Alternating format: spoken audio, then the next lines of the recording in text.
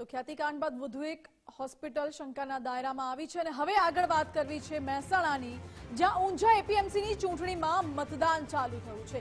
સવારથી શાંતિપૂર્ણ માહોલમાં મતદાન ચાલી રહ્યું છે। અત્યાર સુધી વેપારી વિભાગમાં 805માંથી 757 મતદારોએ મતદાન કર્યું, જ્યારે ખેડૂત વિભાગમાં 261માંથી 255 મતદારોએ મતદાન કર્યું છે।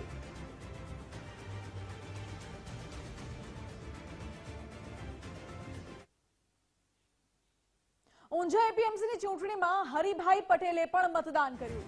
મહેસાણાના સાંસદ હરિભાઈ પટેલે મતાધિકારનો ઉપયોગ કર્યો છે। સુણક સેવા સહકારી મંડળીના પ્રમુખ છે હરિભાઈ પટેલ।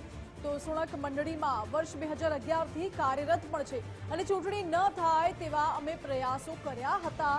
જે નારાજ છે તેમને મનાવી પણ લઈશું। ભાજપમાં કોઈ જ વિવાદ નથી તેવું સાંસદ હરિભાઈ પટેલે કહ્યું। એપીએમસીની ચૂંટણી છે એનું મતદાનની પ્રક્રિયા જે છે શરૂ થઈ છે ને કહી શકાય કે જે કેમ્પમાંથી પણ કહી શકાય ખેડૂત વિભાગ અને વેપારી વિભાગમાંથી લોકો છે ખાસ અહીંયા પહોંચી રહ્યા છે અને ખાસ વાત કરીએ તો અનેરો ઉત્સાહ જે છે જોવા મળી રહ્યો છે। ખાસ અહીંયા જે સાંસદ જે છે હરિભાઈ પટેલે પણ ખાસ અહીંયા પહોંચ્યા છે અને કિરીટ પટેલ જે ચાલુ ધારાસભ્ય છે એમની સાથે ચર્ચા પણ ખાસ કરી રહ્યા છે। ત્યારે ખાસ વાત કરીએ તો જે સાંસદ છે એમની સાથે સીધી વાત કરવાનો પ્રયત્ન કરીશું। શું કહેશો, ખાસ મતદાન જે છે શરૂ થઈ રહ્યું છે કે પટેલ સાહેબ, ખૂબ ઉત્સાહ છે, શું કહેશો? આજે એપીએમસી ઊંઝાના ઇલેક્શનનું મતદાન સવારે 9 વાગ્યાથી શરૂઆત થઈ છે અને શાંતિપૂર્ણ રીતે મતદાન ચાલી રહ્યું છે અને શાંતિથી આ પ્રક્રિયા સમયસર પૂર્ણ થશે। આપણી સાથે સાંસદ હરિભાઈ પટેલ છે, એમની સાથે વાત કરીશું। સાહેબ, શું કહેશો, ખાસ ઇલેક્શનને લઈને શાંતિપૂર્ણ માહોલમાં વાતાવરણમાં મતદાન થઈ રહ્યું છે? મતદાન અત્યારે શાંતિપૂર્વક થઈ રહ્યું છે અને બધા કાર્યકરો સાથે મળીને આ તો બધું એક જ છે આખું આપણું ગ્રુપ, એ રીતે પાર્ટીના જે મેન્ડેટ છે એનો આગ્રહ રાખીને પ્રયત્નો મોવડી મંડળ દ્વારા અને અમારા ધારાસભ્યશ્રી અમારા બધા જૂથો દ્વારા પ્રયત્નો થઈ રહ્યા છે।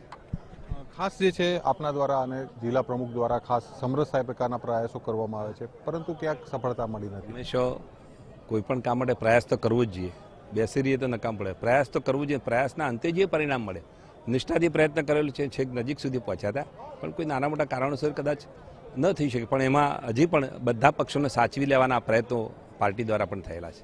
ક્યાંક ભાજપમાં જ વિખવાદ જે છે સામે આવ્યો છે, ક્યાંક રાજીનામું પડ્યું છે તો કોઈને સસ્પેન્ડ કરવામાં આવે? એવું કંઈ બહુ જાજુ નથી કે નાના મોટા વ્યક્તિ કોઈના મન દુઃખ હોઈ શકે, પણ બધા અમારા જ છે બધા, અને બધા એક સાથે જ છીએ। ખાસ એ પણ આપણી પાસે જાણવું છે કે જે વેપારી મંડળના પૂર્વ પ્રમુખ જે છે સીતારામભાઈ, એમને એવું નિવેદન આપ્યું છે કે ભાજપે વેપારીઓ સાથે બેઠક કરી હોત તો ચૂંટણી ના થાત, શું કહેશો? એ વેપારીની પેનલમાં મારા માટે કહેવું હજી મુશ્કેલવાળું છે, પણ અહીંથી જે જાણવા મળ્યું છે તો બધા સાથે મળીને આખી પેનલ કામ કરી રહી છે।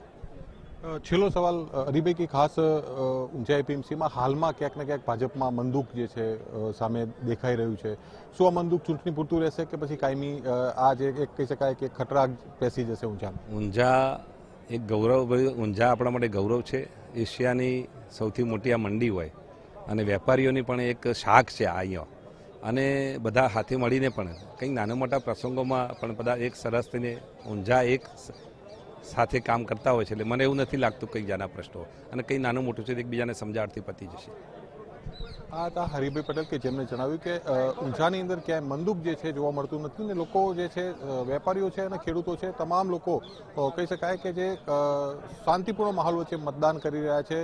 ક્યાંક મંદુક થયું છે તો આ મંદુક ખાલી ચૂંટણી પૂરતું રહેશે અને તમામને મનાવી લેવામાં આવશે અને આવનારા સમયમાં ઊંઝામાં કોઈ મંદુક રહેશે નહીં અને જે ભાજપ જે છે આખું ઊંઝા જે છે ભાજપનું છે ને ભાજપનું રહેવાનું છે પ્રકારની વાત સાંસદ હરિભાઈ પટેલ દ્વારા કરવામાં આવી રહી છે। કેમેરામેન અંકિત દવે સાથે મુકેશ જોશી, ગુજરાત ફર્સ્ટ, ઊંઝા।